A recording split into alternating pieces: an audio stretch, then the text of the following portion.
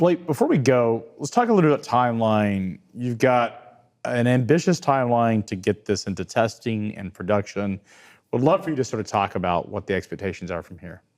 Yeah, so where we are today is we've built and flown the XB1, which is really it's got all the technology on it for Overture, but it's smaller and subscale. And that airplane's going to break the sound barrier here in the next few weeks, in fact. So that's going to be a huge moment for us. We've opened that factory in Greensboro. We're going to build Overture.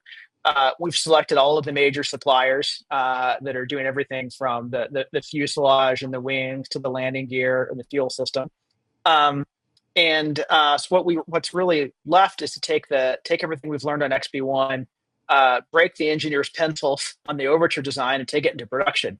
And if we benchmark ourselves off of where Boeing was on the 777 program in the 1990s, which I think was really the last well done airliner development program, from where we are today to carrying passengers, that was 5 years in the 777, and so we're benchmarking ourselves off that. So our goal is to be ready for passengers in 5 years.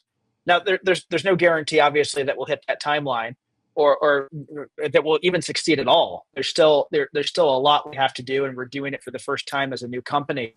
And so I'm sure we'll make some mistakes and learn some things along the way. But this is not way out. It's 5 years or so, you should be able to buy a ticket and again, for a similar price to what you'd pay in business class, fly almost twice the speed of sound.